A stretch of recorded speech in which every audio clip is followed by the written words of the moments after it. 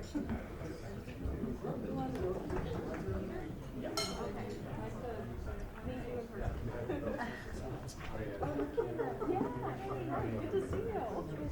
Hi, Alex. Yeah, Good? nice to see you. Yeah, we're excited for the presentation here because yes, Welcome to February, where we've already been teased by spring once. This being Michigan, we'll get that a couple more times before winter actually leaves, but thank you for braving the cold and making it, and thank you, Rosario, for gracing us with your presence. We are excited, privileged to host a delegation from Grosse Pointe South High School. Would you tell us who you are and why you're here? Will, would you stand up and tell us who you are and why you're here? Okay, so I'm Will Grzania. I'm the founder of the Investing Club at Grosse Pointe South. I play two varsity sports, play varsity hockey and varsity golf, and all of us here are interested in investing in finances, so we all joined the club and we're really excited to see and learn about this different form of investing besides in the stock market. Your curiosity will reward you very well. This is the right room. This is the room where it happens. And that happens because of our brilliant sponsors. We are so grateful to JP Morgan and to Scott Trosten from Michigan HR Group. They are joined this month by the law firm Taft Law out of Cincinnati and Varnum out of Grand Rapids, familiar sponsors to Point Angels, and we're really grateful that they support our operations. And that's the whole point of this club is we do the stuff. We are accredited investors, well, not all accredited, and we value deal flow, engagement, and integrity. And in terms of integrity, you will learn things tonight in this room that are used for the purpose of evaluating an investment opportunity. And you should treat it just like that. We're not here to spy. We're not here to talk trash. We're here to see if we want to invest. So use your discretion with the information you're going to learn tonight. We do all the work. We do the scouting, the screening, and the diligence. We find the subject matter experts that help us de-risk and validate these deals. And that's supported until this year with premiums. And this year we're doing prepaid premiums. I'm going to really put the screws to you next month because the window is closing, and I will tell you in a moment why we're doing it that way. But the goal here is, again, support our operations, which are pretty lean, and be able to maintain the excellent deal flow and engagement that we've been able to enjoy for the last couple of years. There are plenty of opportunities to contribute, and I want to put the call out. We have lost a member of our screening team, boo-hoo. If that is something that's interesting to you, please approach Michaela or I at some point and let us know that that's something that's interesting to you. Screeners see 5 times as many companies. They see all the ones that didn't make it here. There's angel and residence opportunities. Craig has been our poster child for that program. And of course, what we just saw in sponsorship. So that membership drive is on now. It's on just for first quarter by prepaying your premiums in March. We waive them for the rest of the year. And that's an incentive to get you to loosen your wallets. After April 1st, no such luck. And speaking of calendars, there's a page up just for the folks in this room. I didn't put a QR code up, but I think you'd be able to remember. It's pointeangels.com/spring. We are in the thick of the preparation for the spring angel season. Angel is seasonal. You remember in October we had the fall angel season and like 2 events a day for 2 weeks. This is a little more spread out because angel season in spring is longer. And it begins next week with a special showing of our portfolio company, Brace. They are going to be on Shark Tank. Now, those of you who know me know that I'm no fan of Shark Tank, that it's a game show that does not bear any relationship to the reality of what we do here, and all of the deals that are done on TV aren't the deals that innovators actually do. The Tanvi and Madi are sufficiently excited about the deal that they got from the Sharks that they invited us to come to, there's actually 2 different opportunities for investors on the 5th, is that right? And then on the 4th, if you go to this website, pointeangels.com/spring, there's a link to a private viewing party at Comerica Park. So that's a registration invitation only event that has got a limited head count. So if that's something that's interesting to you, by all means. And for those who live close, there's also a simultaneous one in Lansing, with the Lansing Brewing Company. And we're going to do it on Zoom too. So I mean, everybody's going to be watching Briz. Of course, they're out of East Lansing, as Darby points out, so hometown. We've got a March meeting. It's a faster cadence because we're a week late in February. So that March meeting is upon us in 3 weeks. The screeners did a terrific job this morning with a crazy broad spectrum of startup candidates. The Pitch Me finals are in Lansing in April. Pitch Me is the 2-tiered competition. The first tier was in the fall, where we had 4 tracks and 4 winners out of those tracks. 2 of our presenters are competing in Lansing on the 7th, and that's Electric Outdoors and Bed Connect. So we don't have a horse in this race, but we're rooting for the may the best team win.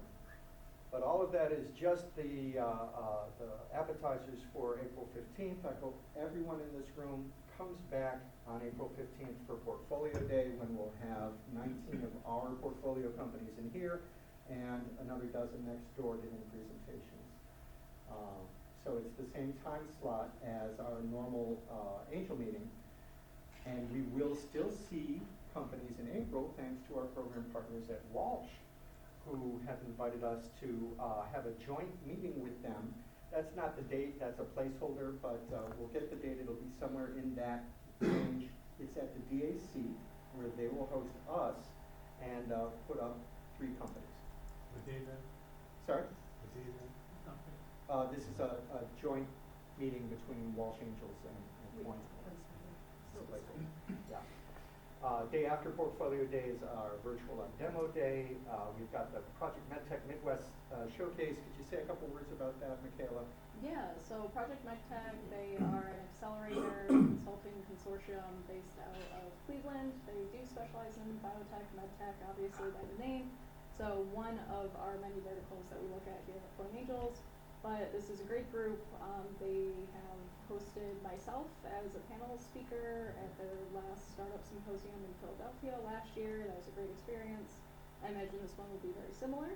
The Midwest Showcase is supposed to showcase all the innovation here in the Midwest that often gets overlooked for the coasts. It's a full day of mixed panels and presentations and a pitch competition for startups that register. A great group of people, looking forward to it. It's the first time it's going to be in Detroit. It's been in Chicago the last 2 years, and part of the reason why David and I are so excited about this event is because we helped convince them to bring it here to Detroit. We rolled out the red carpet and they walked right up. Yes, we did a lot of scouting of venues. That was a crazy week. But it is going to be a good event. So if you have not registered already, This I will be a highly sellout. encourage. Yes, it's going to be a ticket limited event. So it should sell out sooner than later. There's a discount code for 20% off. Let me know if you don't already have that, and I'd be happy to send it to you. That being one of the 3 pillars of our portfolio, life science, should mention Tech Week, which is much more on the software side, is the following week, the week before Memorial Day and the Mackinac Conference. So speaking of those 3 pillars, what a great program where we have 2 life science, 2 software, and 2 hard tech presenters across our previews, our showcase, and our updates. So really thrilled that you guys got to see the whole breadth of what we do in this room. beginning with Rudolph Health. Rudolph Health, I was privileged to meet in, no, I'm sorry, you were privileged to meet at on demo day. And of all of the scouts that we had on demo day, Darby, you scared up another company tonight. Michaela, Greg, you were, this is the 2 slides back, the scouting, screening, and diligence work that we in the room do. So without further ado, I would like to welcome Dr. Drew Bucky to take center stage and for 5 minutes tell us what you're working on with Rudolph the red-nosed needle. Thank you, Dave. I'm going to sit down if that's okay. I'm kind of tall and I don't want to block the screen. So, what's that? Oh, very good. Thank you for having me today. My name is Drew Bucky. I'm a former engineer turned emergency medicine physician. And I'd like to tell you about this Rudolph Health and the Rudolph needle that I've developed. So, nobody likes being poked with IVs, but peripheral IV catheters are the most common invasive medical procedure in the world. 1.8 billion are inserted every year around the world, a couple hundred million in the United States alone. And if you're not aware of this, there's a growing group of patients that have their own name called typical IV access patients. And in those patients, traditional IVs fail up to a third of the time. And you may have a loved one or a family member that has to get poked a lot of times for it. That causes a lot of problems, causes a lot of angst among the patients, a lot of strain on the healthcare system. And this term, difficult IV access patients, represents a growing segment of the population, whether it's diabetics or dialysis patients or IV drug users or obese or critically ill patients or even elderly or pediatrics. These are a common problem that we see in the hospital and in outpatient medicine all the time. Now, ultrasound has evolved in recent years, the last decade or two, to address this. And so the common solution in most institutions is to use ultrasound to see the anatomy, see where the vein is, and use that to guide your needle right on it. As an ultrasound subspecialist myself, I'll tell you that that's great. It's good for the visualization of the anatomy, but does not help with visualizing the needle. There's a lot of problems with trying to see it. The needle in cross-section, every part of the cylinder looks the same. And the technique is done in cross-section. At steeper insertion angles, the needle image drops out entirely. If you're trying to learn the skill, it's very time-intensive. It's laborious. It's not intuitive at all. And any missed sticks increase complications and cost really valuable time. So what's the solution? Well, we've engineered a retroreflector crimp, a simple dimple to the existing workflow. Take a needle off the shelf, add this one feature, put it right back on the shelf. It's similar to the reflector on the back of your bicycle, the little red or white piece of plastic where any incident light beam comes in and reflects right back at the user. A similar micro-engineered feature right at the tip of the needle makes the tip light off, thus the name the Rudolph needle. Now, with this, we anticipate that the growth that's been seen in the ultrasound community, the ultrasound IVs have grown steadily over the last many years, with a CAGR of about 8 to 12%, because it's been shown to improve success rates. And literature and national guidelines support the use of ultrasound for this, despite the fact that it's so hard to do. With a simple addition like this, we anticipate that it'd be much, much easier for all comers to be able to do this skill that's otherwise very, very time intensive to try to master. Where are we at in our commercialization process? Well, we already have fully working prototypes. We've got human trials scheduled for the summer with Wayne State University and 392 patients. Preclinical trials are underway with a group called Integrative Emergency Physicians in Texas. They've heard about this and have become quite engaged with this idea and are doing their own testing on artificial tissue while we're doing the human subject trials that will be required for FDA approval this summer. Where are we at from fundraising? The workflow is going to require about $3 million to get us through sterile prototype manufacturing and the human subject trials and FDA 510 clearance, and then several additional months of runway for market traction. As a company, we're a Detroit-owned and operated LLC, converting to a Delaware C Corp. We are fully self-funded up until this point and carry no outside capital or debt at this point. And the investment structure would be a combination of safe tools and preferred equity. I see the need for this every day on shift. Ultrasound educators, ultrasound emergency physicians see this in when we're called up to the pediatric ICU, we're called up to the regular ICU, and outpatient medicine. I work clinically just up the street at Airport St. John, as well as all the way up in Alaska and everywhere in between. The need for this is is very prominent, especially illustrated by a case we had just recently here at St. John. It was the middle of the night. A 13-year-old girl came in who was diabetic. She took her insulin at night. Mom went to check on her, and she wasn't breathing right. She wasn't waking up. Called the medics. They brought her in. They couldn't detect a blood sugar at all on her. It was undetectably low. So she's coming in lights and sirens, priority 1. And when a pediatric patient comes in the middle of the night, priority 1, the whole hospital turns up. Nurses pounce on this patient. Some of the best nurses we have in the entire department. 4 nurses, 1 on each of them. No one can get an IV. Paramedics can get an IV.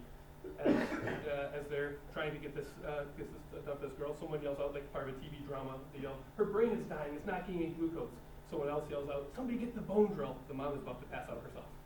As this is all happening, I gently part the nurses away with the ultrasound machine, use the ultrasound, get the IV right in, and within seconds of pushing the glucose, she wakes up saying, "Where am I?" Now, this girl didn't need to go that long without an IV. She certainly didn't need permanent scarring from a bone drill. Why didn't any of these other providers use ultrasound just to get the IV in, like guidelines suggest they should? Because finding the needle tip was hard. It's a really hard thing to do.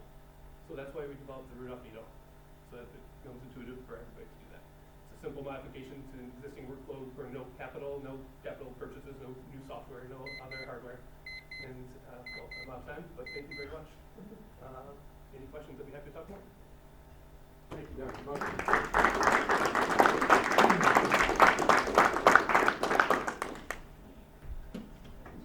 Thanks for sitting there. I should try that. Next up, I got a chance to meet Pierre Villaumerat at the Centropolis Accelerator, and Darby scouted you at on demo day. So thank you, Darby, for your excellent scouting. Here, come and share with us the story of printing houses.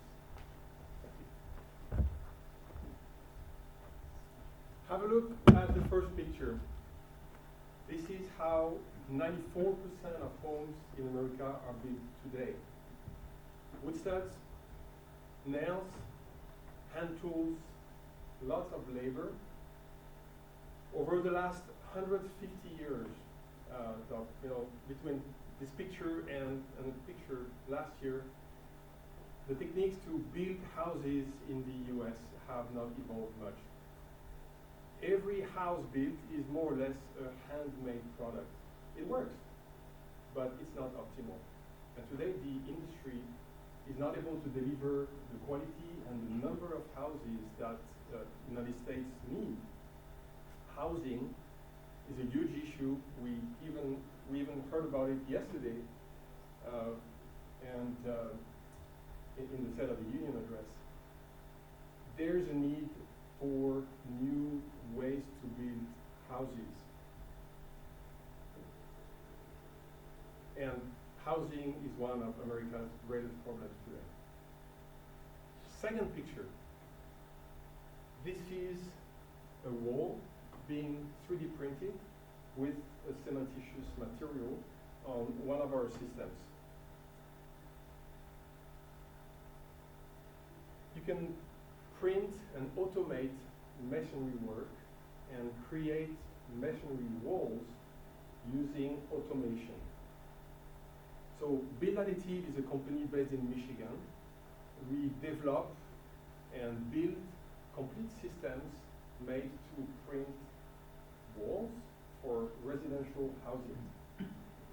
We have a few systems that we have sold over the past year to universities. So we have lab systems. The machine that you see here is actually at MIT.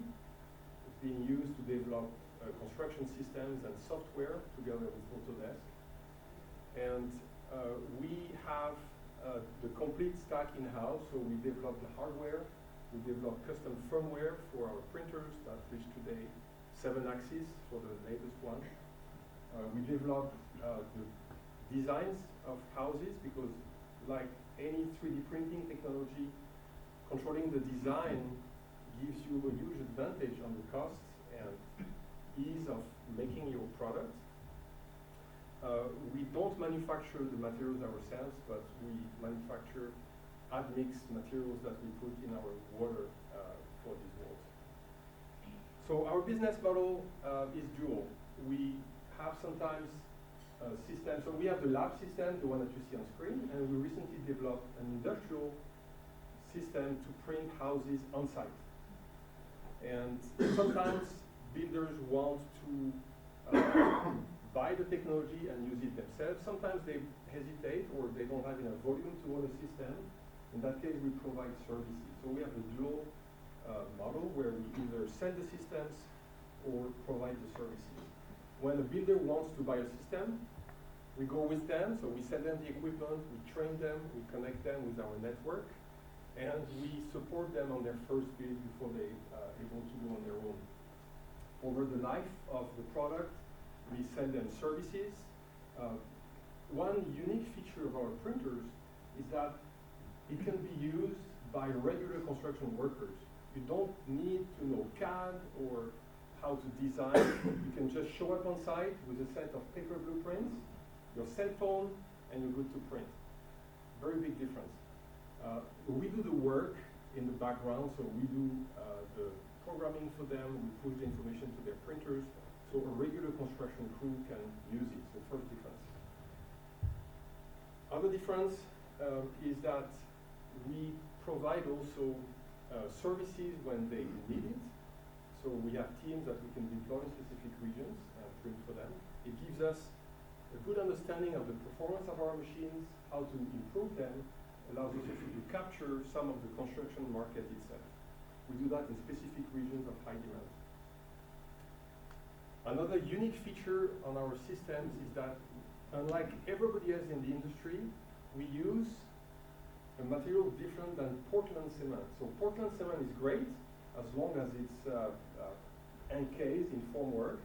It's a very bad idea to use Portland on regular 3D printing because it loses its water very quickly and it cracks. So pretty much every house that you see out there, and we have documentation, when it's printed with Portland cement material, it cracks. We use CSA, which is a very different chemistry. It's lower CO2, so about 35% less CO2. It cures much faster, it's stronger, it's better in all aspects. It's just very hard to print, but we have the technology to do it. What's really interesting with CSA also is that it's available everywhere in the US. Last picture is the first permitted house with certificate of occupancy. We have one in Florida, and we have more coming in different states and countries in the US. I won't take too much time, so I'll stop here. And we are raising a seed round right now, so 2 million. And we'll be very happy to talk with you to give you more information about what we do. One last point, I'd love to stay for the questions or the networking at the end. Unfortunately, I have a flight, so I will leave early. I need to go straight to the airport. Thank you. And when we do CarbTech at the end of our program, those investors that are interested in Build Additive, we will provide those contacts for you. Thank you, Pierre. Thank you.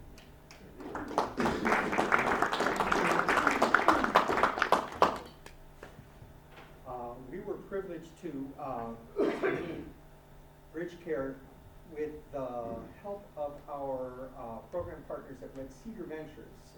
Vikram, occasionally he'll say, I see a fit. I see an opportunity for a particular investment group to participate in one of our deals. So Vic sends a note to Michaela and I and says, I want you to take a look at BridgeCare. BridgeCare ends up on the screen. BridgeCare ends up presenting to you tonight. So I'd like to introduce Sonny Nadolsky from BridgeCare to tell you why Vic was so excited to connect him with Pointe Angels. And Sonny, this down button here, that's your advance. Okay. So I'm going to hit it once. Okay. That's your first slide. Awesome. Thank you, David. You're welcome. Yeah. Hey, good evening. As David said, my name is Sunny Nadolsky. Thank you for making time to be here. It's in the middle of the week. I appreciate it, and it's wonderful seeing you all here. You just started. That is so exciting. So I am an educator, a serial entrepreneur. This is my third venture. My first one was education technology. Second one was healthcare technology that I exited that one 3 years ago. Every time you build a venture, like you all kind of know, it's like getting onto a hamster's wheel, right? after my last exit, I wasn't planning to get back to another hamster wheel. But as an educator, as a board member of schools, as a parent of a teenager, I have seen the students' mental health for years, and I was trying to take a vacation. I was trying to tackle the things I was always wanting to, like meaning of life, even finish my book.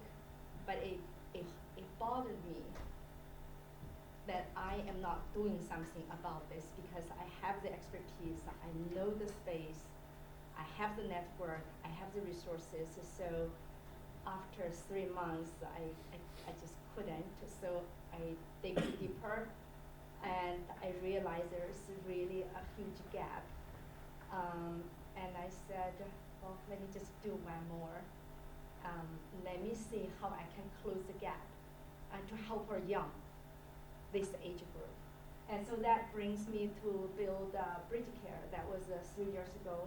And Peter, my co-founder, is here with me. He's a technologist. So I've exited 2 ventures. He's done 3 exits. So maybe let me kind of walk you through the pain points, and then kind of share with you how we are solving the problem with the kind of solution we have built and where we are. Cool. And so BridgeCare, we believe we are building this AI-powered human coaching for K-12 mental health. So if we look at this problem, and I think many of us in this room probably know about this, we do have a crisis in students' mental health. So it didn't go away after the pandemic went away. It's been like this. 61% really reports stress, anxiety on a regular basis. But if you look at the public school district, there's really not a lot of support because of the limited resources. Or public school districts, they just never have enough funding. Therefore, there's just not enough counselors. Right now, the national average is 1 counselor to 385, which is way above the nationally recommended 1 to 250. And guess what is the ratio in North State? Anybody? I'll just tell you, it is 1 to 594. So like we are at the very tail end. So as a result, the school counselors, they're like firefighters holding a hydrant all day long, just trying to solve the crisis cases. And they just don't ever have enough time to get to the cases that are not crisis. And 2 in 3 counselors report burnout. You know, with this one-on-one model, you just can't cover enough students. So on the student side, and you may notice this, there are serious bottlenecks to get the help. You know, I talked about the capacity crisis. The system is built in such a way to only notice when the student is in crisis. Before the student got there, because the resources are so stranded, there's no way they could even notice, they could get to them. And if they need to see a counselor, if it's not in crisis, then there's this wait time. And then there's the stigma. I think we have high schoolers here, oftentimes not so comfortable walk into a counselor's office, right? We're supposed to be strong, resilient. We don't want to confide unless it's something we just can't keep it in anymore, right? Stigma. Scheduling misalignment. During the day, school counselors are there, and but students are busy, right? by the end of the day, when they realize they really are stressed or anxious because of whatever happened, counselors have to go home to take care of themselves and their families. And many of the students, the families from public school districts, they just don't have a lot of support at home. Many families, parents are busy with multiple jobs, trying to put food on the table. Yet those children, they did not choose to be born in those situations, right? So they're innocent, but they stress, and there's not a lot of support. And then we have this adolescent withdrawal, or called the teenager communication freeze, right? So they kind of hold it to themselves.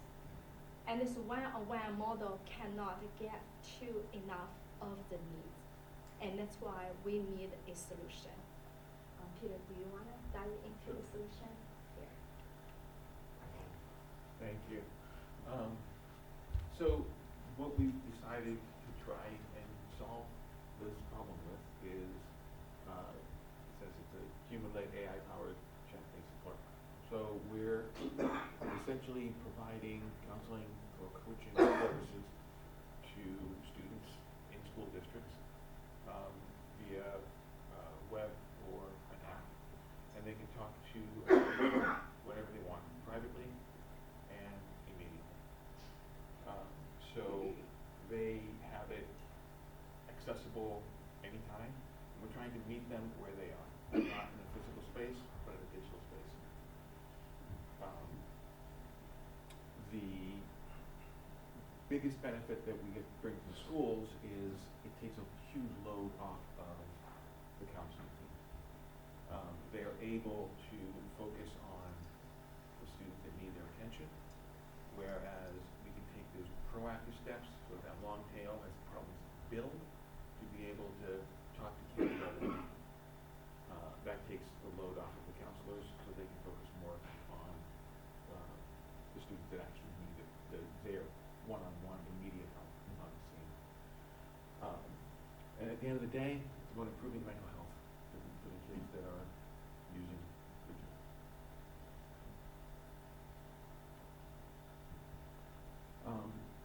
Competitive landscape, who are we out there with? We're seeing more and more people in general, but kids as well, turning to large language models, ChatGPT, Gemini, Claude, right? And having conversations with them about their mental health. And maybe that's okay if you're an adult. It's probably not a good idea if you're a developing adult. And those systems have no guardrails. They're just gonna do what they do all the time. They're there to keep you talking. They're there to make you feel like whatever you said was the right thing to say. There's some companies that are doing their own AI-based models, but at that level, the guardrails are so strict that they can't address a huge range of issues that students and kids bring up, right? Because the AI can't handle those limits, and so let's put the guardrails in here. That translates into a lot of questions that can be asked. We have one competitor that actually does just people. They're just people chatting back to the students. It's a huge scaling problem, right? So we tried to do what is the best hybrid common ground. We've got coaches talking directly to students. So there's a firewall between a student and any AI information. There's a human being always on the line, talking, chatting with them. But we can augment those coaches with AI tools so that they can get a better picture of who they're talking to. They can get the AI analysis of prior chats. Everything else can be presented to them. And responses can even be suggested. Right? So that's where our efficiency comes in. They're able to handle up to 5 conversations at a time because they're, in most cases, bottom line, in most cases, most of the chats are not intense, right? They're simple. They just need a simple answer. The coaches can pass that on. But in that conversation, if they're finding that coaching step, he's already there. I can step in and just continue that conversation one-on-one.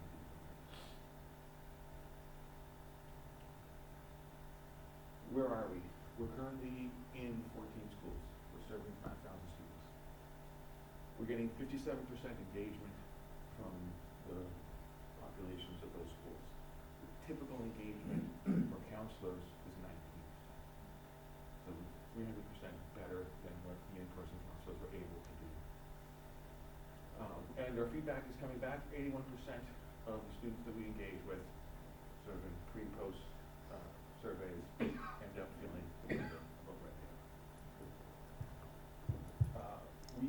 From our sales model perspective, we basically go into a district and do a pilot. We've seen 100% conversion from pilot to a paid contract in all of the districts that we engage with. Currently at 100K ARR, looking to raise $1 million right now. We've got about 70% already. From the market perspective side, the TAM represents all secondary schools, 2- and 4-year colleges, which is what we would ultimately be operating in. SAM is just the private public secondary school, so middle school, high school. Public. And the SOM represents our geographically targeted secondary school.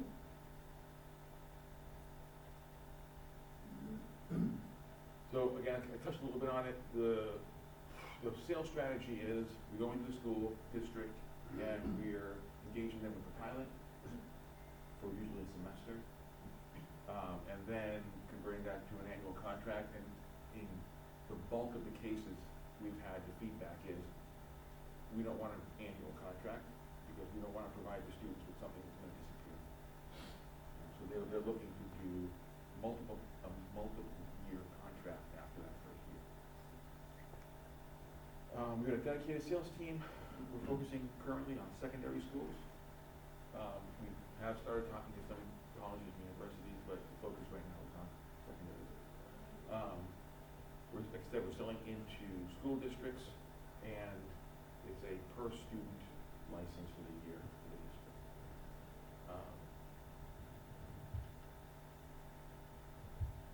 So, selling into school districts, it's $15 to $18 per student per year. Average contract size is coming in at about 50K, and it's a 4 to 9 month sales cycle. Milestone-wise, our next upcoming milestone is 58,000 students by the end of next year, and 1.3 million.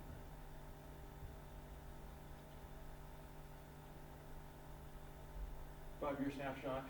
We have a year 3 break even. We're looking at year 5 revenue of 38 million with a 30%.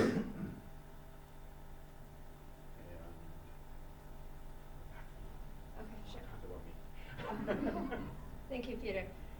So this is the kind of the founding team, leadership team. Myself, I did my PhD work at Michigan State, organizational behavior and minor industrial psychology, serial entrepreneur. So Peter just mentioned 3 exits. I did 2 exits. Jillian is not here. She built her last venture from concept to 14 states. She exited 2 years ago. She focused on growth and sales. Dr. Zhang is a Stanford psychologist, industry expert, and she guides a lot of content, bless you. And Harsh, computer science, Purdue, Northwestern, MBA. He's worked in multiple companies, both Fortune 500 and small, and he brings a lot of expertise in operations and development. And as Peter mentioned earlier, and David mentioned as well, so we're raising $1 million, convertible note, 70% committed by 3 venture funds. That is Arrested Ventures, Michigan Rise, Execution Ventures, also based in Michigan, and High Tower Advisors from Chicago. City Fund. I know one of the investors, Alex, is here, and two other investors and a fund are commuting as well. And so the user proceed, subcontracts grew the traction and enhance products. Tell me, what is your next slide? You don't have to go there. No, Oh, what? that's it? All right. Let's give it up for Sonny and Peter. Thank you. Direct your attention to me and wave at me, and I will cue you up for a question. And my first question to you is, why didn't you begin by saying you had 2 exits and 3 exits? You totally have our attention when you say that. Thank you. Thank you. Questions for Kristen? I'll start it off. We talked earlier, I Yeah. think this is becoming a more competitive space, Yes. ever more competitive. And so on the competition slide, you have Yeah. one that's already in market doing this. How do you create a moat that keeps others from creating exactly what you're creating here? Or how do you differentiate and get ahead? Is it just a timing issue? Great question. So from the IP side, our secret sauce is the hybrid. There's the certified life skill coaches, student counselors, but in the back end is AI. It's those algorithms, prompts, all of that technology that empower the counselors. That's how we make it scalable at a cost-efficient structure. So that accumulates our vision in the future is we want to be the place. We want it to be the gold standard when it comes to secondary students in public schools, each grade, sports kids, investment club kids, music kids, whatever questions they have, we would accumulate those answers between our coaches, counselors, and AI. And Sunny, if I could just add one little Yeah, piece sure, onto come that. over. Come on up, Peter, Peter. come Yeah, over. I forgot there was a Q&A. Yeah, sure. So the other piece of it is we're building a lot of tools for the kids to use, right? So that will also create another barrier, right? All those tools will have to be replicated by someone who wants to offer the same level of service. Yeah, that's a good point. And then earlier, actually, when Peter was talking about the solution, he was trying to cut the clock. So we're not just doing chat-based, text-based chat with the life skill coaches. We also have an interactive goal setting tool. Students can come in, think about a year ago, 2 years ago, if you didn't know what you want to do, but you're interested in investing, you could literally go there and it's interactive and can figure out what your interest is.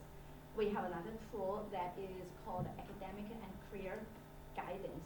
Students who have questions about when I'm interested, I want to do this, but I don't know how to, we build that tool students can engage. We also have a soft skill library where students can go in, check in themselves. Whatever they have, we identify 10 different domains in soft skills. That's great. They don't teach soft skills. Yes, they don't. And then actually there's a very successful program called the Michigan Learners Wallet. They even have a stockholder called soft skills, but there's no content. That's why so many districts are reaching out to us and say, can you please be that? And we are, yeah, right. Greg and then Darby. So, And then Alex. more about how you're going to do 5 conversations at once. I can imagine some of the kids who are interacting with this might be in very stressful situations, need really, very like support. And I can imagine how do you take someone from not who's trying to manage 5 conversations from not either mixing them up or seeming to be not very attentive. I mean, so the platform on the back end that the coaches actually use, first of all, it's not good to tell. If a conversation gets intense, they have the ability to just mark that conversation and push all their other conversations onto other coaches and focus on just that one. And then at that point, you take up their whole screen, it's just that, all their history comes up, everything's there. For the most part, though, what we're actually finding is that most of the conversations aren't that intense, right? It's just that if I went to, you and I are sitting down talking to each other, you can't really have another conversation with someone, right? So in that chat environment, that the response times are not instantaneous. I mean, think, texting, right? It could be 5 minutes you're able to maintain more because you're not in that linear sort of synchronous conversation. Yeah, and then down the line, if you're interested, when we show you the product in the back end, the dashboard is very clear. This is John, this is Lisa, and it's so lined up. So with the technology And in the they back reply to the end, wrong it's person. very clear who's who, and there's a history, there's a profile as well. Darby and then Alex? Talk about the operations side of this thing. So the students use their phone. They have an app on the phone. You have counselors, probably all freelance counselors that you vetted and hired, and they're working in the background, they check in. That's the typical model. For the most part, yeah. I mean, we have coaches that are harder, staff, right? So that we always have guaranteed coverage. 724? So, no, up until 11 p.m. Although we will take crisis calls. So, So I've seen this exact model. You familiar with Task Human? yeah. So I was involved with implementing that at a university, and huge spike during COVID, most places had involved. Huge spike in the beginning, and then it just went to nothing. How do you, and they offered the same thing, coaching sessions, actually I have online yoga classes and things like that, things to engage people. But they found that the student engagement, there was the interested ones in the beginning, but it wasn't, and they weren't capturing the real problems. How do you get overcome the problems that they had? Why are you in this Yeah, space? and that's a real good question. So for us, there's 3 layers to this. Number one, from an engagement perspective, definitely there are patterns. Before exam, at the beginning of the school, at the end, prom, dance, all of those major events, then the chat goes up, right? So on the other side, the school and or team also come up with weekly check-ins. Nowadays everybody is busy, right? It's like you got golfable issues you have to do, then you got pecan size to do other things, and all the little times, the corners, and everything else goes to social media and other distractions. So the school goes, I really want my students to be more engaged. How do we do that? And that's how we come up with this weekly check-ins where students designated advisory time, they check in with the coaches or check in with the other tools. They're doing this Yeah. with the 14 schools that you're organizing? Yes, correct. Okay. And the students love that, and the schools love that, and the parents are very happy about this model. Thirdly, our engagement is not just the live chat with the coaches and the students, but also those self-paced tools where students can go in, like what I said earlier, figure out how do I set up my goals. I'm interested in this, how do I get there? Or I want to improve these soft skills. Those were also engagements. And all of your people are mostly minors. Are you sharing all of this stuff with your parents? No, we don't.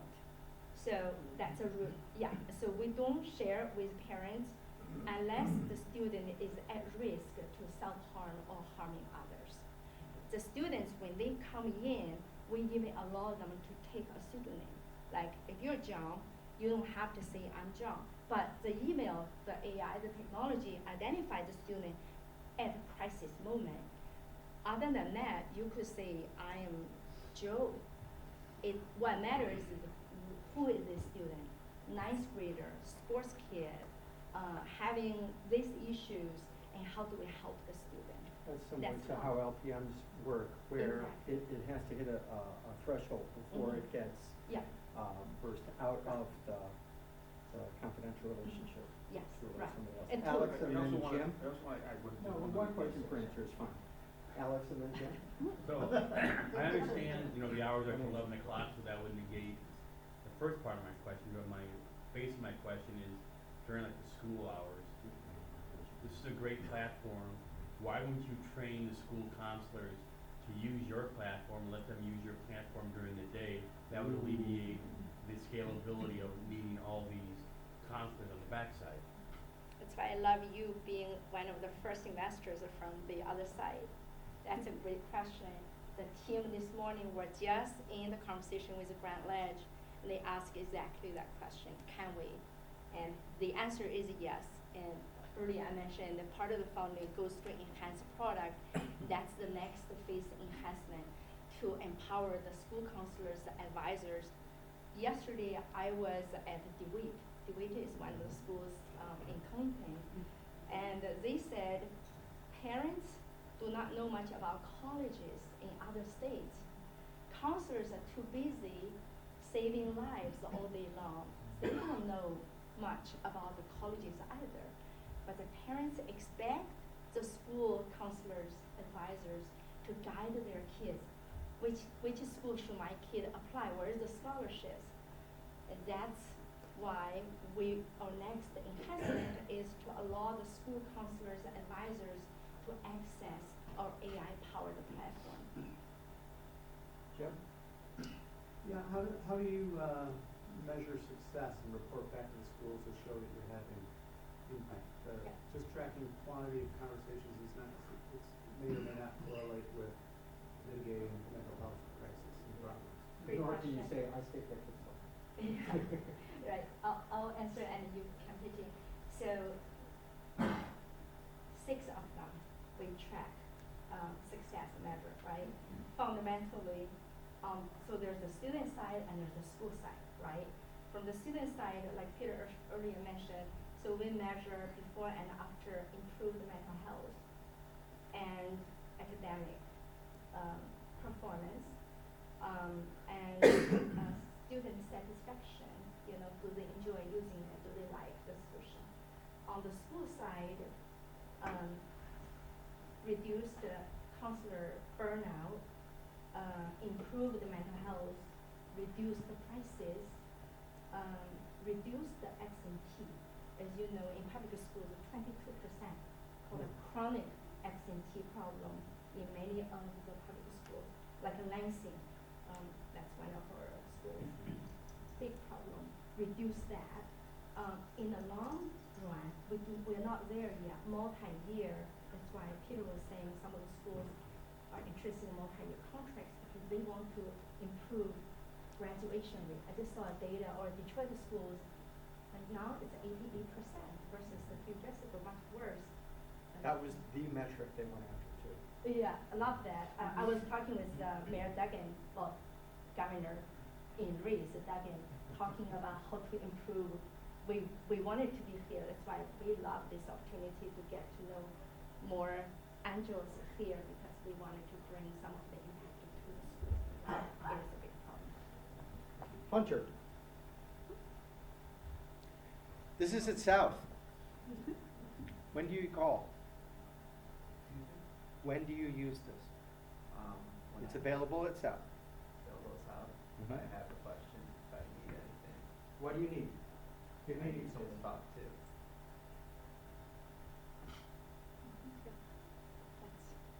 That's as simple as that. Didn't know I was coming at you. Yeah.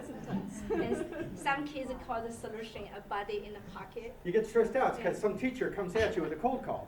What do you do? Yeah. Yeah, right. And that's all they need. Sometimes it's not that serious. You just need someone to talk to. Yes. Go ahead. And I had a quick question with counselors. There's a lot of like other things when waiting for a counselor that you also struggle with. But one person with me is like scheduling. Like trying to switch your schedule or scheduling just what you want to take. Is there any way that this could help me find a schedule or switch classes within like my day-to-day in school? That's a good question, Peter. You have an answer for that one? Because when I was in DeWitt, they said a lot of the students, even if they have problems, they don't want to go to the counselor because they'll get pulled from class. That would hurt their grade. You probably know about that problem. But then other students, like you talk about scheduling, right? So I would think that's So- Charlie, you're enhancement asking down the line. about choosing classes? Yes, I'm saying choosing or like switching classes. switching Gotcha. classes. I think it's not something you can do right now, Mhm. but I think it's an enhancement that we would definitely be looking at. As a matter of fact, I think Mhm. Grand Ledge may have been the one that was the Yeah. first school that said, we want you to integrate with our system. Yeah, right. So we're gonna be integrating directly with the school system. So I think down the road, certainly it would be something that you could look at. And then I think it's a question, with the school, if that's something that they're gonna let you just kind of make a change. But we could certainly surface that to the counselor. Well, that's your churn insurance right there. Right, Yeah. Yeah. Jim? You mentioned, break even in year 3. I was curious, how many schools is that, and does this fundraise get you there?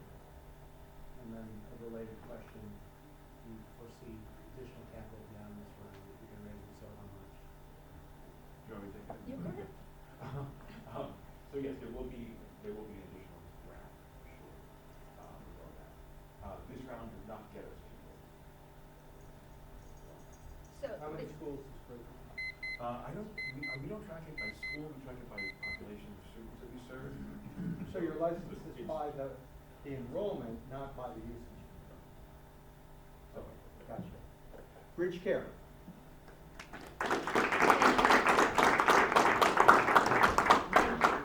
Yeah, I'll be around, so Yeah. if anyone has They'll additional stick around questions. for the additional Thank you. Q&A.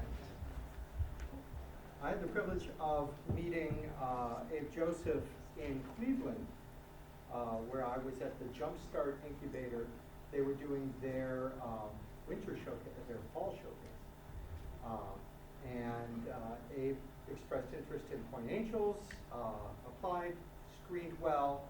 Here today to tell you about fluid buildup in the chest is Abe Joseph, the down button into the frame. Thank you. You're welcome. Thanks, David. Thanks, Point Angels, for inviting me here. Coming from Columbus, Ohio, coming from Michigan. Yeah, thank you. But anyway, the point I'm trying to make is I'm Abe Joseph. I'm a co-founder and CEO of TegoSens. And we are building a device to detect fluid in lungs of heart failure patients non-invasively. Now, there are solutions out there which has been done, but nothing quite like this. That's why we are saying we are on a way to transform heart failure care significantly. So why am I doing this? I've been in cardiology side of my experience and life and doing things since 2012. I was with the Society of Cardiovascular Patient Care, accrediting hospitals for various cardiovascular conditions, including chest pain, heart failure, and therein I came to know the problem of heart failure and why it has been so impossible to manage these patients well in the hospital or at home. And the problem exists even today. And then I can also relate to it personally because of family members who were impacted with it and have passed on because of not being able to manage it. So having said that, I said it's a big problem. It is a big problem. It's one of the single largest readmission issue in the country as the rate goes. One readmission costs a hospital anywhere from $15,000 to $25,000, and that's very expensive. Besides that, there's all the other societal issues of one in 5 adults over 40 will develop heart failure at some point in their time. 50% of them will not be with us within 5 years. So it is a global problem. In the United States, a population of about 6.5 million heart failure patients are there today, and there are about 1 million hospitalizations every year. So it continues to grow, and it will grow to about 8.7 by 2030. So the problem with heart failure is going to exist and will continue to exist, and there is no good way to manage these patients in the hospital or at home. So that's what we are setting out to do. Obviously, like I said, it's been around for a while. There are lots of solutions out there today, and they have not been effective because they're either very costly, invasive, or do not provide a specific measure for lung fluid. When I say specific measure, it doesn't tell you how much of your lung is full of fluid. And that is the single largest issue of exacerbation of heart failure patients. So the need is in early detecting, accurate, low-cost lung fluid detection. And that's what we are going after. So if you look at this triangle, the idea behind that is to depict how congestion builds up. You want to detect it as early as possible, which is towards the left of the triangle. It's where your hemodynamic congestion happens. In the apex of the triangle, if you detect it there, it's too late. You are hospitalizing the patient. So that is too late for the patient. Every hospitalization reduces their lifespan. There's data out there to show that. And administrators do not like to see heart failure patients. But they're going to admit them, they're going to treat them because they will. But it doesn't make money. Every single heart failure patient admitted in the hospital loses money. The hospital loses money. Besides, they are long stay patients, anywhere from 4 to 7 days. That occupancy of that bed with a patient that loses money, they lose money on, they'd rather empty that bed and get them out of there sooner than later. There is nothing effective in the hospital either to manage these patients effectively. So we intend to be coming right here around week 3. That is where hemodynamic congestion is detected first. Today, invasive sensors do that very well, but at a cost of $45,000 plus invasive, and they are only for the sickest of the sickest patients. So that's why when they're done invasively, they detect buildup of pressure. It's pure plumbing. If pressure increases, there's a leak going to happen somewhere. And the lung tissue leaches fluid, and that's what we're going after detecting. So that's a solution. So this is the device. This is a reusable device. This is what we used in the animal studies, and now we're getting ready for an FDA study. So this device here is reusable. This is the attachment label, which is a consumable. So this is a micro radar device. That means it's nothing but a signal, which is like a cell phone, but a much smaller power. So we just place it on the chest for a minute for the patient, detect the amount of fluid is there in the lungs, and tell you is it full by 40%, 50%, 25%, whatever it is, and the doctor has a metric they can target to manage. That's the key. There's nothing out there else. There is, I shouldn't say that, competition is there, Sensible Medical, but they're selling a device for $45,000. So our device, target cost price, we haven't finalized it, but around $3,500. That's for the point of care because it has a tablet with it to show the level of fluid.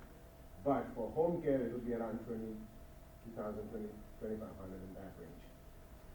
So it self-calibrates to each patient.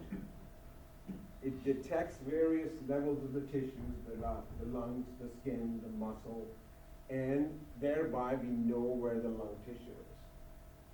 It's a radar device, so by the reflectance of the signal, we decipher where the lung tissue is and the density change because of the lung fluid buildup. That's how we detect it. So I mentioned the animal study.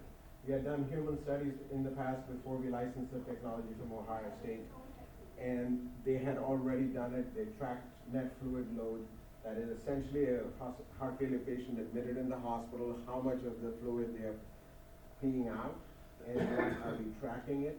That's what you do to manage heart failure patients. You give them diuretics and you reduce the fluid load in the patients. So we track that very well. But this is comparing our measurements to a gold standard for FDA approval, which we will do for human studies, but we did this in a sheep. And we could track ours against a CT measurement with a 95% correlation and a plus or minus 3-point blend alternate. That tells you the variation of the result is very, very tight, and we can use it for human patient management very well, effectively. So that's excellent results with that. And we also have done a customer discovery. My background in cardiology, Dr. William Abraham, who is the heart failure cardiologist and the inventor of this technology, he is like the guru for heart failure in the world. He is an inventor along with Emery Yerton, who both are co-founders along with me. He's the engineer behind it and who developed this technology. He's a lot of DARPA projects, and that's how he developed the technology to do this. So we went back and asked, so we know the problem, but let's ask physicians, administrators, in the field, what do they think of our solution? The answer is there's a significant clinical need to have fluid measurement. And they will use it every single day when they have it across their care spectrum for the price points we have and what we can do. And they will even prescribe it for home use. The idea behind it at home use is we send them home with their patient, they take a measurement a day, it is monitored in the cloud on an exception basis, and if there is a variation and they have reached the control limits, the nurse practitioner calls in and say, hey John, I need to adjust your medication up or down for the fluid level, manage these patients at home so they don't get to the hospital. That's the goal. And then think about it as we are aspirationally, we would say we want to be the glucometer for heart failure. That's the end goal. That's where we want to get to. But that's a long ways away. So I mentioned a lot of competition. Lots of solutions have been there. Even today, the standard of care is weight management. Essentially looking at patients building fluid in the body and the weight increasing. It's gross in the sense it's not very accurate. It is too late. That's when the apex of the triangle, if you remember the apex of the triangle, that's when it happens. Invasive solutions are very good. They effectively work very well. CardioMEMS from Abbott works very well. It's $1 billion business for them. But the adoption is only the sickest patients. And you're talking about a few thousand a year at the most. And the attributes, clearly, I think you heard some of the things I've said, is it needs to be early detection, you need to detect fluid, you need to have an accurate measurement, it needs to be actionable because it's a specific measure, and then it needs to be low cost. Why is the low cost? I mentioned two key things which work. Sensible medical device, which detects fluid, it's very expensive, plus they measure across the entire thoracic cavity, not specific to the lung, so it's not specific. So that's why this was target built by Dr. Abraham, who is in this field forever. And you talk to any heart failure cardiologist, they will know Dr. Abraham. So that's why we think we have the best solution out there, which will make a significant difference. Now, the market is huge, globally. It's 60 million patients exist globally, and it will continue to grow because of lifestyle, because of prevalence of disease, and aging population. So that's why this will continue to grow. The market side estimation is based on the sickest of patients, New York Heart Association class 3 to class 4, and we use the device cost of $3,000, just assuming that this would be the discounted price to get to the market size. We have talked to strategics, we have talked to venture capital who all want to see human data. The strategics are interested, but they want to see human data. It's been a natural migration in the venture side of the world where they want to see more human data before they invest big money in it. So from the revenue stream, so our business model captures multiple aspects of revenue stream and also value for the customer.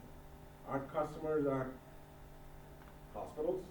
They get accretive revenue stream, cost savings from readmission reduction, penalties of readmission reduction, plus accretive shared savings revenue models from ACOs, whatnot. You can get, and also ACOs and shared savings programs are here to stay, because no matter what the administration is, they all want to keep the patients at home.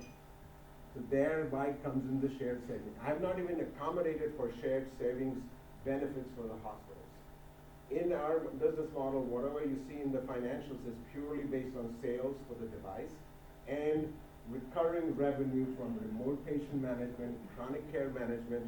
Those are the two revenue streams I've used for, and also sales of those patches on a regular basis. So where are we? We have talked to FDA, the pre-sub is done, they've agreed to our 50 patient study based on the predicate devices we have. We've already talked to FCC, we know what we need to do. Again, predicate devices are there, it's an exemption. There is no license for this particular bandwidth. FDA does what's called an exemption. They waive you to use the spectrum for this. It's done, so it's a process. So we know what we need to do, we have talked to the people, we know, we need what to get them there. Reimbursement pathways, I already mentioned ones exist. We also know what we can do into the future. We can become just like a CGM, a DME eventually, once we generate the evidence, a durable medical equipment to pay for the device. So, intellectual property, multiple global patents have been already issued. We don't have a technical freedom to operate a certificate from a law firm, but we have done the analysis with the law firm to understand that if there is an infringement, and if no, why not? So there is no infringement, and why there is no infringement, we have that analysis done. So we talked about the study sites. We have 50 patients, 2 study sites, and we are targeting large hospitals. Why large hospitals over 400 beds? One, the prevalence of heart failure patients are going to be more. Secondly, that's where key opinion leaders typically reside. And we want to get them on board right away. We have a good network of them, and we can get to them easily. And the idea behind them is to get them involved up front, so they start prescribing it in their hospitals, see the benefit of it, and they talk about it. Because key opinion leaders, they like to bring this new technologies and new solutions into the market. And then we also have planned in our business plan 4 additional observational studies post-FDA clearance. The reason is we want to build more evidence. We want to continue to build the evidence to get more traction. So where are we? We're raising $2 million now. That'll get us through clinical study complete, some FCC work done, and the usability study in progress. It will not get us through FDA clearance. The idea behind the $2 million raise was to finish the study so that we have the traction to generate more revenue. So I can keep talking, I guess. So that's where we are. We need about $8 million, no, 5 and This is your Abraham. This Yeah. is your current. Yeah. All right, I'm going to ask you a question because we're going to reset the clock. But before we do, that's OSU's option. Yes, we licensed it, yes. So anybody infringes, they're going to be the big stick. Yes. Okay, just making sure. No, that's a good point. But we are licensing, we are doing all Otherwise, that it's work. us. Yeah. Yeah, the other point you raised, which was really interesting, I'm going to get up on my soapbox here. Yes, the VCs wait for human data. Yes, they rely on us. We're part of the value stream here in innovation to get them to that point. It's an ecosystem. Soapbox over. Thank you for coming to my TED Talk. Questions for, it's Abraham and Abraham, isn't it? It's Abraham, but yeah, I go by Abe. That's Well, but I mean, your partner is Yeah. Abraham too. That's true, yeah, his last name is Abraham, my first name Yeah. is Abraham. Questions for Abe, Alex, and then Craig. Maybe you covered this and I didn't quite understand it. You said that you were licensing some IP from Ohio State. What's the difference between that IP and your IP, and is that license exclusive from Ohio? It's a license exclusive to us. We have it, it's perpetual to until So you stop paying royalties. Yeah, exactly. They've got a royalty stream for it. Yeah, this is the Bayh-Dole Act, which all big schools use that in their tech transfer cases. Correct? For the technology, what do the patents cover? Is it the software itself, the AI, or is it the actual device itself and the Yes, both mechanics answers behind to it? it, that is both. The core IP is the technology, which is essentially the algorithms on how it's deciphered to get to where we get. Plus, there's magic sauce in how the algorithms are written, and also within these are all off-the-shelf components. There's nothing custom electronic. Those are radar transducers, right? There's a digital board, there's an RF board, and there's an antenna. That's the antenna. That's inside? Yeah, and then the power rack, and there's a battery. That's it. Yes, and then there's And I was design very back. familiar with this technology because, A, we did it for geophysics in the 90s, and in the 70s, synthetic aperture radar was invented here in Michigan. And yeah, it's all off-the-shelf components. Yeah. They did start before we licensed the technology. They had originally custom chips they were using that we backed off because we were going to go off-the-shelf components to get it into the market.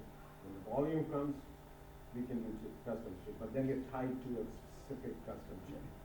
Just curious about the backstory of that. Was this something that took years to develop at the university, or how did you? Oh, yeah, that's a good point. Yeah, the backstory, the university was about 5+ years of various NIH grants to get to the core technology being developed. And then refined into whatever happened into this technology. And then the RTs. Go ahead. Kristen? Yeah, so on that note, what are the manufacturing constraints? You mentioned already. No, I didn't mention it. These are all locally sourced from Columbus, Ohio area. So you're gonna manufacture in Ohio? Correct. We will buy the sub-assemblies and assemble the whole unit to test and market it. Now, of this, eventually will we outsource it? Absolutely, we have to look at it, it's a make or buy. But we do not see the benefits at this point for the volumes we'll be making to make that kind of inventory tied up, because it's such a small volume we're making right now. Even when, if you look into the units we had in the financial projections, we're not making a ton of units. So when we get into volume, that time we will evaluate if we want to outsource.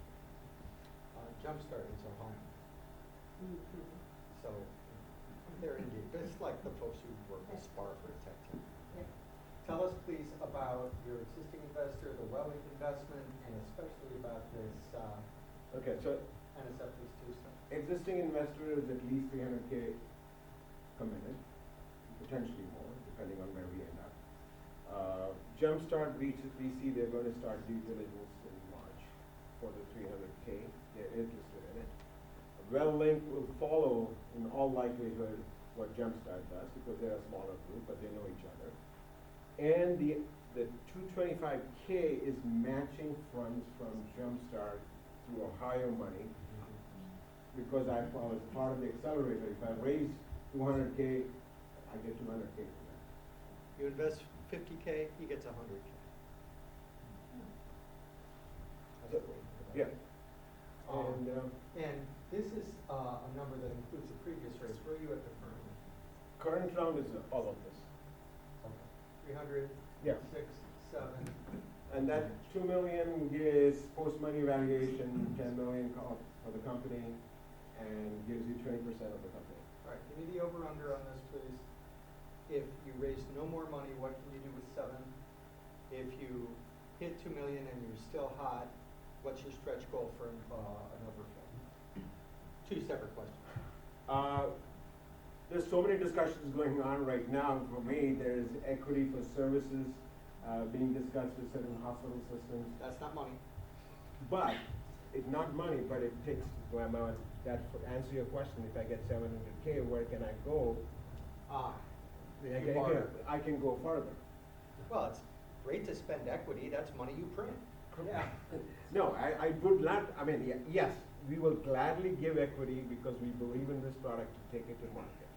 So long as your investors Correct. sign up on it. Everybody's signing off on it because they have, from our relationships with our note holders, and also the $2 million converts all the note holders into equity. So this $2 million will take everybody to equity. All right, that's the under. Give me the over. Over, I would prefer to stay at 3 million or under, because the reason is 3 million gets me to FDA. If just 3 million I have today, I will get FDA clearance. So you will close the door. Idea is for the exit, at the moment we have human data. Gotcha. And the reason I say that is, I'm sorry, go ahead. No, finish that. The idea, why we are confident about the exit is because in this heart failure space, invasive devices and non-invasive devices have shown that moment you have good data, you get buy-in either for a direct exit or a staged exit over time. And as you can see, the most recent one were these 2 exits. This one, it was a staged exit. They were invested in it, and they exited for $600 million. It's an invasive device, plus a revenue stream based on hitting future milestones. It could be up to $1.1 billion. That's Echo? This is Abbott. No, is it Echo? No, this is Reveyor, and this is Endotronics. All right, so what you're saying is an Abbott or a Medtronic, somebody comes along and locks up your auction. Yeah, could, yeah. And that happened with Kaima. That's typical. Kaima and Zoll, Zoll bought them out for, in 2015 for $45 million. So what a J&J will do sometimes is they'll get first right of refusal on their auction. Yes. Darby. So, I wanna go back to the model, the operating model. Is your goal that the hospitals will own these devices and either sell them or rent them to patients and send them home with it? Or are you gonna use the ambulatory model like CPAP machines, where you go to the medical device, they write a prescription for it, you go to that place? What's the model? I think some of it will evolve. Initial model is going to be selling to the hospital. And for remote care, which is what you're talking about, they make DME, we will provide that equipment. Through some Yeah, ambulatory care plan. correct. Because met with hospitals and they're cutting SKUs down. They don't wanna carry any more devices. To break in, for you to break in, they gotta get rid of something else. Don't So- disagree with that. All those challenges we have, but I think talking to clinicians and administrators, we know we have the pull. And we have also looked at the distribution channels where we can. We have already surveyed them. You're right on all of those points. But we have to find those partners to make that happen. Isn't it better to go through, care, providers, or, like a practice of, heart doctors, cardiologists, go through going through their private practice rather than running through the hospital? Yeah, we are going first to the large hospitals, so they may not have that systems. For Ohio State, they are all part of Ohio State Physicians Group. But So that's not the hospital, that's, Ohio State Physicians Group is a private thing, so it doesn't have that restriction of this many SKUs the hospital. Yeah, we'll have to flush that out. I'm not going to disagree with that. There are certain aspects of it that's not fully flushed out, but our first goal is to get human data. As we're doing that, we will. And you're just talking with cardiology, you haven't talked to risk management, which is the guys paying the ACA penalties for readmission. Correct. We have talked to administrators. Oh, you have? We have talked to administrators, we have talked to insurers, and we have a administrator, insurance tech, physician in our scientific advisory board, and they are all. Well, this is your observational study. Once you have data that says this reduces readmit, I mean, other devices already as expensive, they have shown the 50% or more reduction in readmission. you already have. Yeah, so we have the data, so we haven't had it, but we Hold have. on, what would you do with that data? I have a question. So Sure. how Okay, the go ahead. device will communicate when it reaches a threshold? Yes, so you prescribe the device at home or in this lab. And how is the device alarming that this is the threshold and patient has to get it? So, yeah, good point. I didn't cover that aspect of it because that's where I mentioned the cloud data at home. So we have this connecting to your phone or a hub in the home where it sends the data through the software to a monitoring service, ours, or it could be existing hospitals service, where they have for every individual patient what the threshold should be to manage the patient, the parameters. Each prescription will say, John, I need your fluid level to be between 40 and 50%. I'm just picking a number.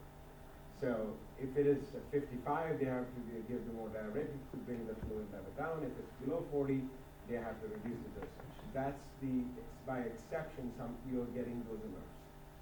That's the same hub of cloud model that Right. NASDAQ uses. And we are going to license that because those platforms exist today which we can license. When we started out, it was not. We were thinking of building it, but now those platforms exist. You have to work with hospital and make it system to house. Correct. I see the model just like CPAP machines are. Absolutely. That's why I mentioned DME. Yeah, I would get out of the tied to a phone, and if you're looking at a redesign of that, getting a cellular module in there is the that same is. cost. And background data cost is We almost have zero. talked about it, but we didn't want to change the current design at this point. But yes, absolutely. The cell phone, forget the hub, forget the Wi-Fi, it just goes directly to the cell phone, yes. Because your data rate's gonna be minuscule, so the Correct. cost of data is insignificant. Correct. Good point, yeah. Now, all of those are in the radar, but principally staying focused on one single item is just getting through data. What's the battery lifetime on that? Don't have the data to tell you right now. It's milliwatts though. It's milliwatts, yeah. Yeah. Yeah, but as soon as you start communicating, the power goes fast. Yeah, but it's a fully rechargeable, it has a dock with it, so you just put it back in it, yeah. A week, a month, or how often do you have to take it off and recharge it? You can put it on your phone, just like your phone, you put it on your dock whenever you're using it, and it recharges to what it needs to. Will, what was the best thing you just heard in the last 20 minutes? Fast. Like the percentage the doctor needs, we can get that and then instantly decide if he needs to raise or lower the dosage, or maybe clear just the fluid or raise. Ditto. Thank you, at least I communicated that. Yeah. What question do you have that was unanswered, you know, that's not nagging at you? I don't get it because. Use Ethan for a lifeline. Go ahead, Olivia. Could this be something that would be used like in office along with like as baseline testing, like your yearly EKG, echo, like maybe for at-risk patients, like a cardiologist could use this and It would be discretionary to the cardiologist. If he suspects it's a heart failure issue, okay. then that means they would try to establish a baseline from there. But knowing clinicians, once a device detects lung fluid, like an emergency medicine doc, they would love to use it in the emergency medicine office to see how much of a patient is coming in. Yeah, there's lung fluid. I mean, this is filling the gap between the stethoscope and the chest X-ray. Correct. Yeah. And chest X-rays doesn't give you the number. You still have to interpret. Correct. Other questions for Abe? Thank you. Thank you very much. Thank you.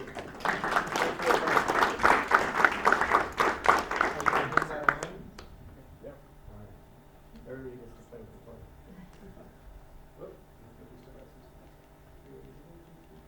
Yeah, I have a few.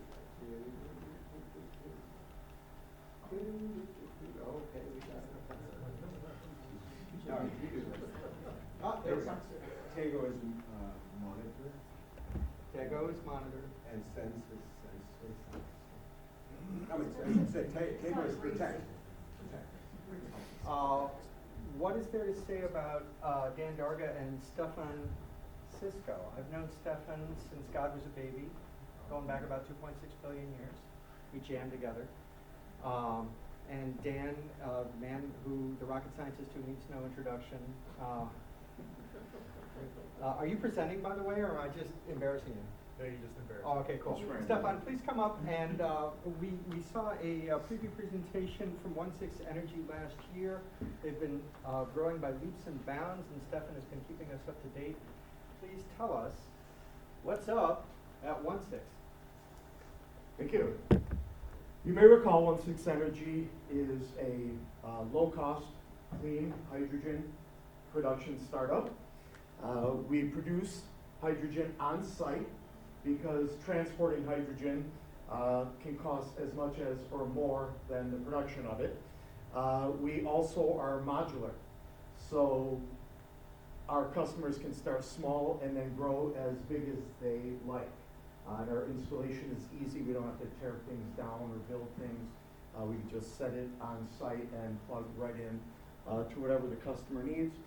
Since we were last here, we raised a $300,000 friends and family round to fund the building and production of our prototype unit, which we did. You see it here.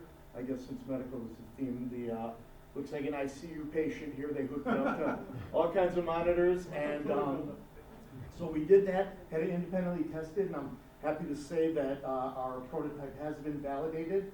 It worked. We produced hydrogen, and so we took our technology from TRL2 to TRL4 on that $300,000.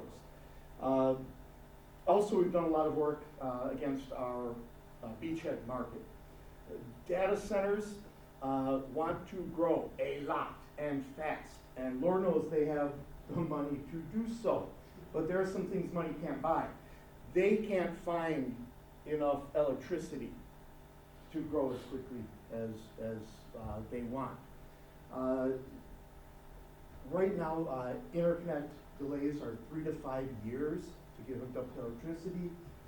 So they started building natural gas plants right on site. Unfortunately, gas turbines are on about a 6-year backlog. So they're having a lot of trouble figuring out how to power them.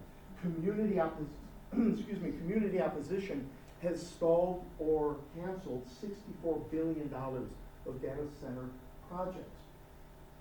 Meeting rooms are packed with residents who are concerned about electricity usage, water consumption, and emissions, the environmental impact. And so, OneSix Energy, we can connect data centers to power about 4 years earlier than the other options.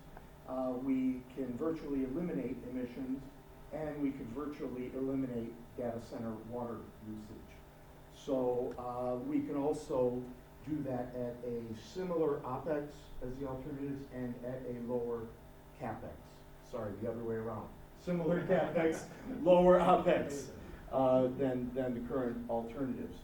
So, but we can't ignore the calls, the phone calls and emails we're receiving from ports, container ports.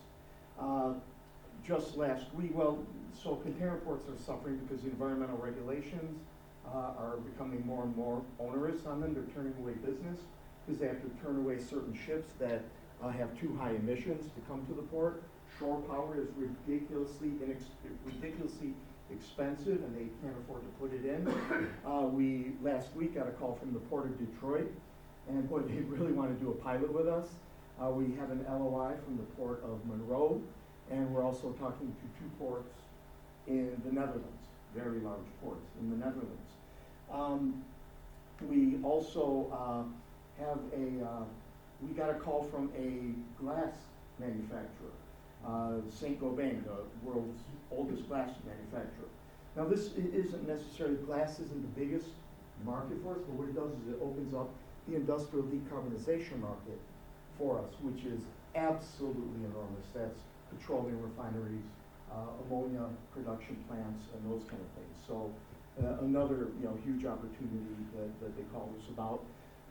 We also, we were involved, we got a call, we were involved with a developer who asked us to give a proposal on, he's working with several landfill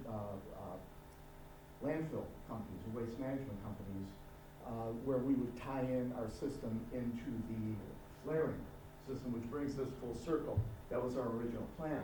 We could save landfill companies 50% of their fuel expense, which is one of their biggest expenses, an ROI on our equipment of 3 years. And so they're sending us an MOU, and they want us to move forward on putting a full proposal together for them. Let's see, what else, what am I missing here? Partnership with the Tier 1. Oh yeah, Tier 1 auto supplier, just an off the cuff thing, where they want to partner with us and hopefully invest as well. They've spent a lot of money on R&D for Class 8 vehicles to supply them with hydrogen cylinders, fuel cylinders, and the market's slow because hydrogen is expensive, so they want to work with us. A Tier 1 that shall remain nameless? This shall remain nameless, but we just launched our $5 million seed round, and so far interest has been building rapidly, but we're still looking for a lead Just tell us investor. what the seed round accomplishes in terms of milestone, and then we'll thank you very much. Yes, the seed round, it's easy. We need to hire a team of engineers that will take us to paid pilot. Thank you. Thank you very much, everybody. This is my best day ever, because I get to see a presentation from Vanessa. Honestly, and it's going to be your best day too. Vanessa has given us an update, and this update is going to take us way further than the last one, talking about cozy gaming and her BetterPlay Studios startup. Take it away, Vanessa. All right, well, let me first start by saying it is a huge honor to be back here at Point Angels providing another update. Just as a reminder, I'm Vanessa Lane. I'm the CEO and co-founder of BetterPlay Studios. We're the creators of the Cozy Gaming platform, and our company explores how video games can be used to improve mental wellness instead of exploiting your attention span. So maybe you already know this, you guys definitely already know this, but the video game industry now generates more revenue than movies, television, and music combined. But over the last decade, much of that growth has come from dark mechanics. These are systems designed to maximize addiction through gambling-style psychology. As awareness of this has grown, something interesting has happened. A counter movement has emerged called cozy gaming. Anyone familiar with the cozy gaming, guys? Anyone? Stardew Valley? Anyone? These are games intentionally designed to reduce stress instead of create it. So this would be like calming puzzles, creative play, gentle storytelling. You know, I said Stardew Valley before, that's my favorite. Animal Crossing is a big one.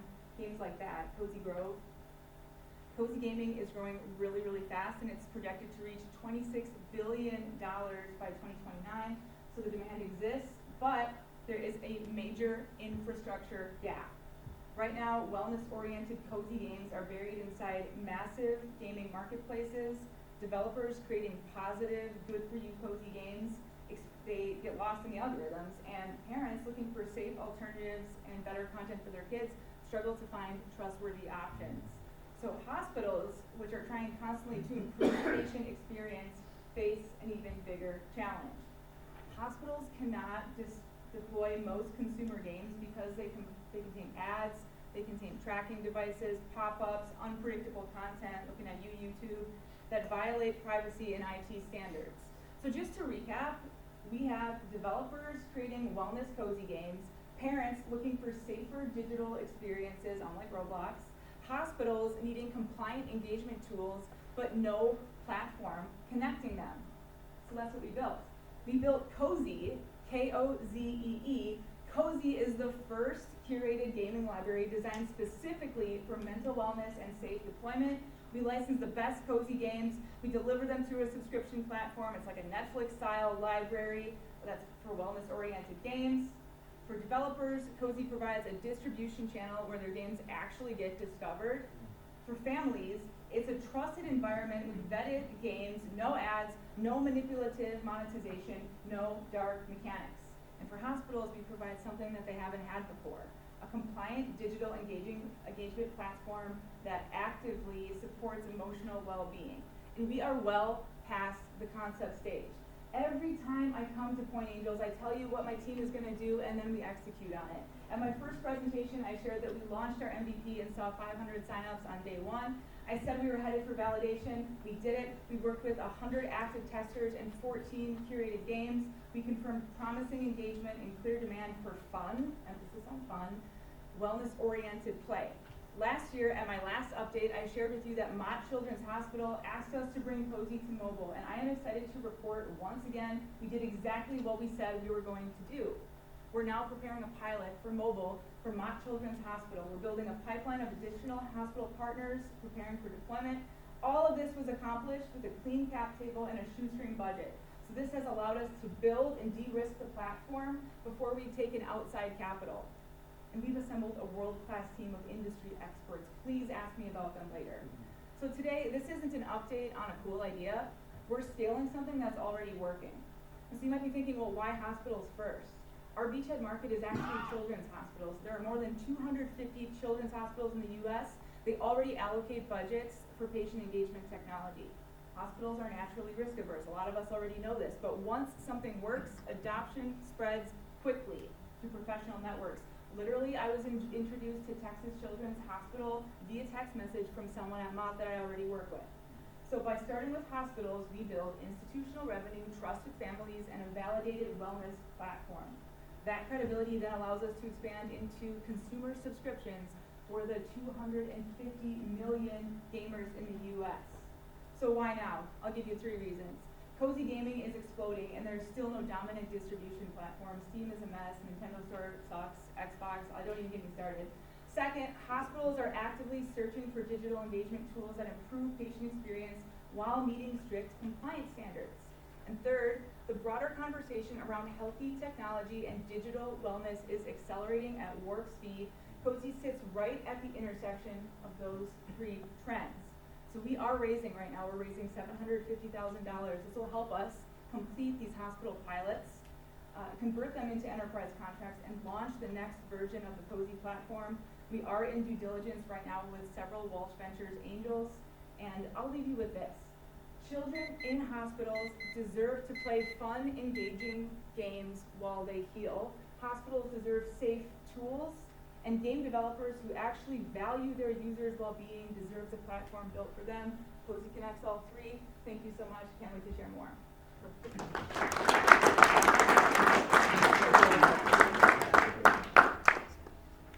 That's why it's my best day ever. All right, you've got a QR code on your table. It looks a lot like that. This is where you get to rate the 6 presentations you just saw. BetterPlay, BridgeCare, Build Additive, the 3Ds, OneSix, Rudolph, and TegoSens. And I'm giving each of you, oh yeah, they're all on this. It's a game, right? I'm giving you each $1 million, but you have to spend it here, sorry, on these 6 companies. So take a moment now, fire up, get that app called Shark Tank, and your goal is to invest like Darby. Me? Yes, because last month Darby was the killer Shark Tank player. His Shark Tank play beat the model investor, and it's because he was investing the way he wants to invest. He was looking at the same companies and saying, this is how I'm distributing my million.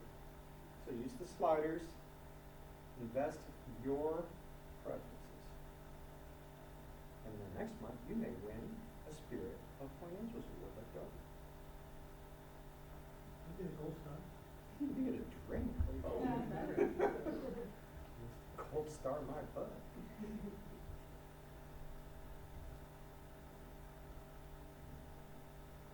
Anybody have trouble getting in? Okay, good. Everybody's got it.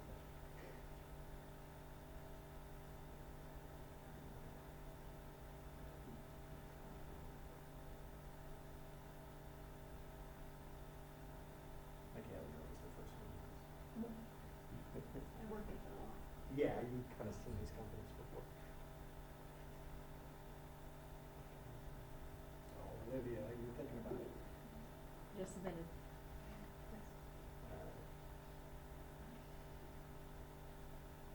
This is not a cozy game. It's on the line here.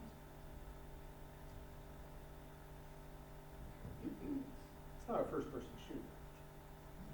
Well, kind of is, though.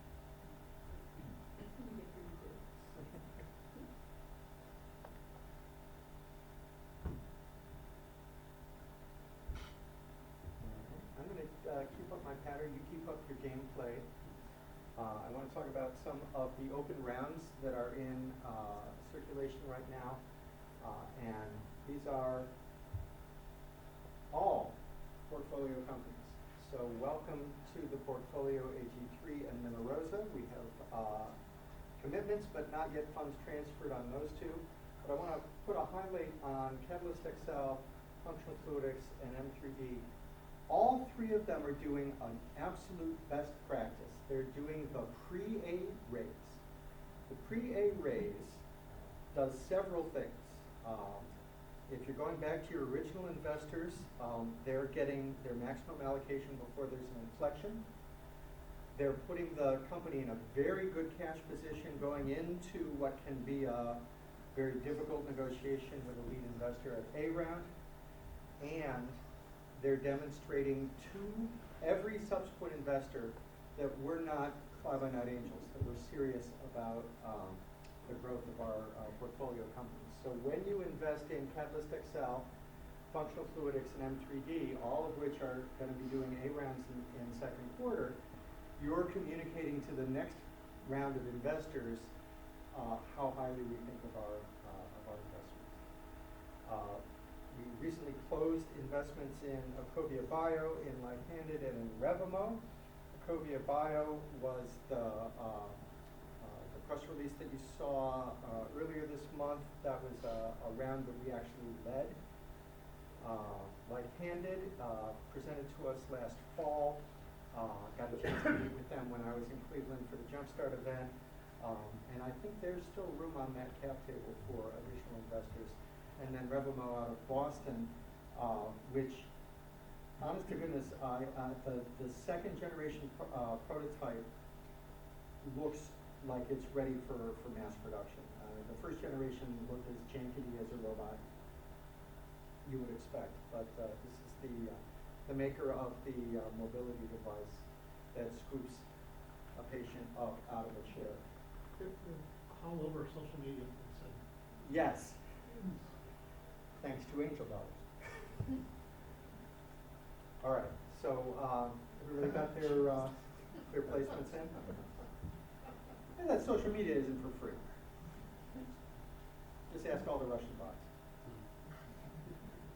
And now I'd like to invite Darby up for our deal bottle ceremony, but I don't have any glassware for you, so just give me a second.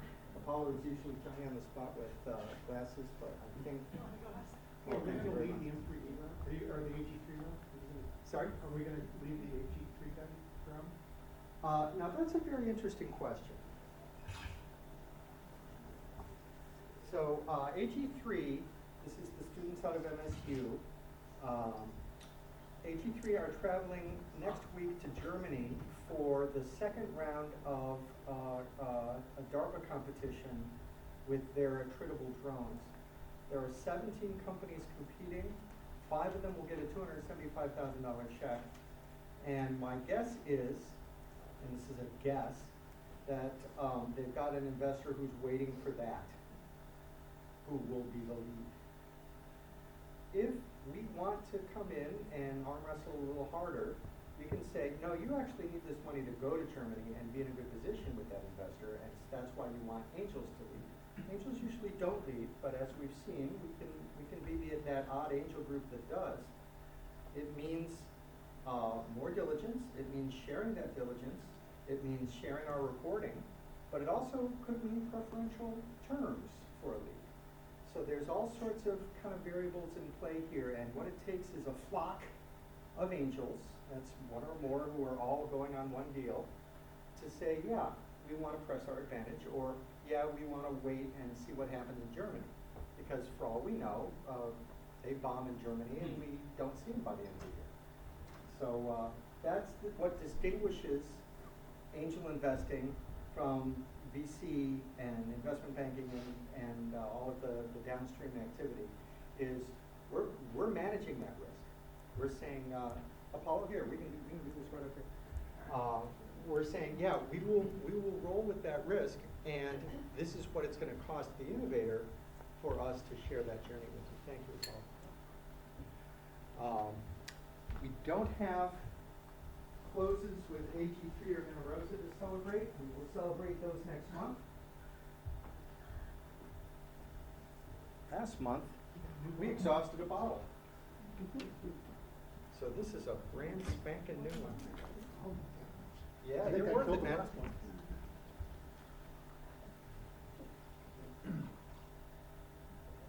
That's yours.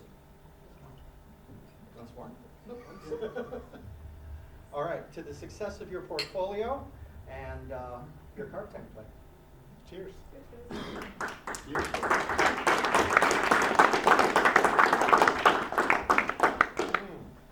I love this job. Okay, so remember to go to pointeangels.com/spring for all of the events that are coming up in the next month or so. We stand adjourned. Thank you.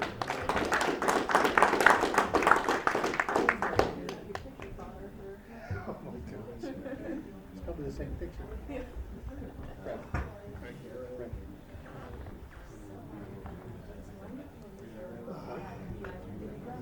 Did you close with me? I want to know That's how what you do. I would make sure you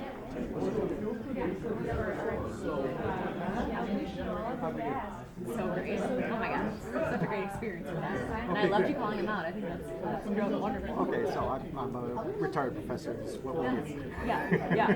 That's what you should do. Yeah, you don't get to like you glaze off. Right, exactly, yeah. Yeah, as soon as We're I on called it. out one, they were, I got them all. No, this was so great. We really appreciate it. Thank Oh, you so much. Olivia, thank you for chaperoning. Of course, yeah.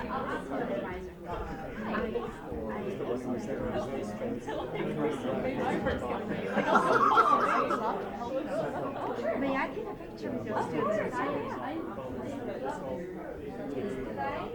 You should go in the middle. I think people actually come better than that.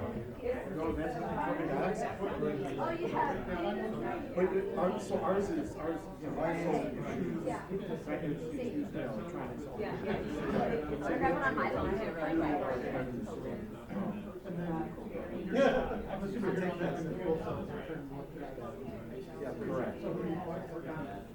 Well, so we have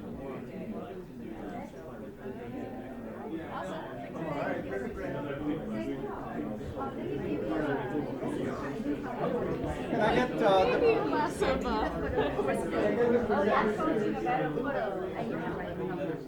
Vanessa, Sunny, Stefan, let's get the presenters for a second.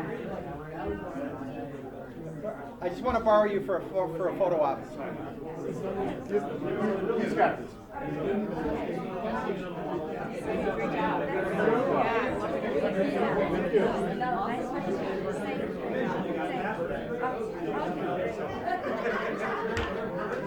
Sunny, Yeah, coming. we don't have Cam. Come on up. Do you want me to come? Yes, get up here.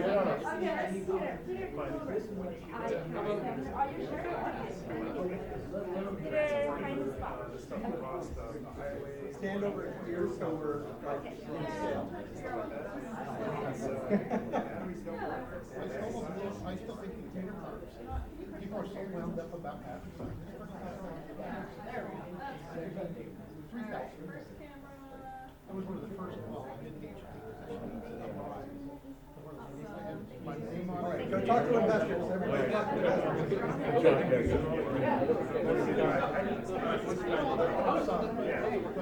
Elbow your way. You gotta talk to them. Are you staying? Are you going? Okay, good.